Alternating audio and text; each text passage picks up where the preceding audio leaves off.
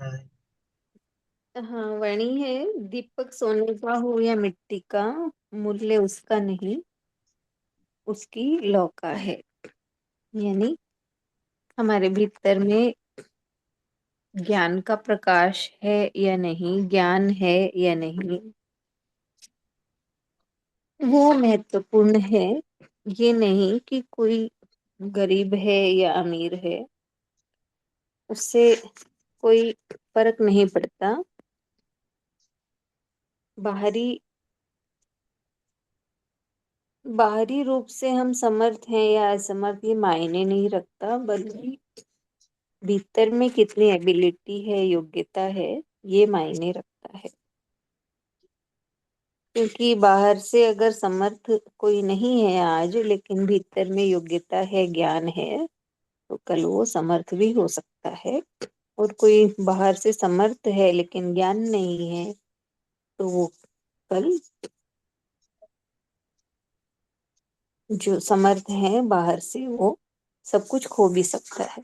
इसलिए दीपक सोने का है या मिट्टी का, मूल्य उसका नहीं है, उसकी लौ का है। यानी सभी इंसान एक जैसे ही तो बनाए हैं भगवान ने, लेकिन किसी के भीतर में ज्ञान है, किसी के भीतर में, किसी ने अपने भीतर उस प्रकाश को पा लिया और किसी ने नहीं।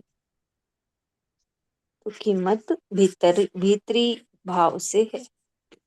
और दूसरा, जो हम जानते हैं वो बूंद के समान है, जो नहीं जानते वो सागर है। तो यही हमने अभी परमात्मा अनंत है, सागरवत है,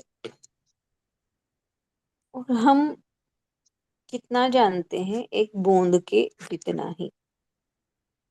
और नहीं जानते वो कितना है, सागर के जितना।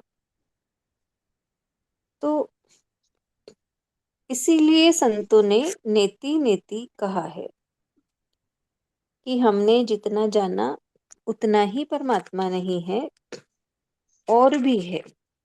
इसलिए उन्होंने नेति नेति कहकर छोड़ दिया, क्योंकि जितना भी जाना है जिसने, वो उसने यही पाया कि हमने बूंद भर जितना ही जाना है।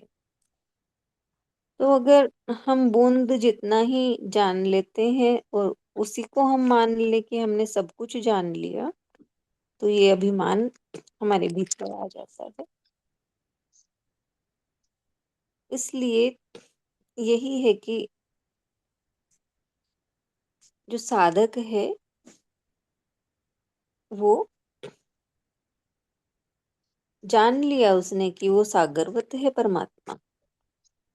इसलिए वो और जानता और अनंत के यानी परमात्मा से जुड़ा ही रहता है, उसकी कृपा मांगता ही रहता है। वो यही कहता है कि तुम जनाओ तो मैं जान पाऊं।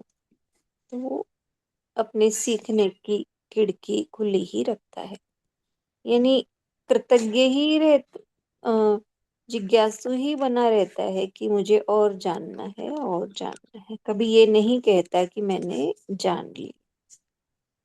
तो यही समझ में आया। हरिओम।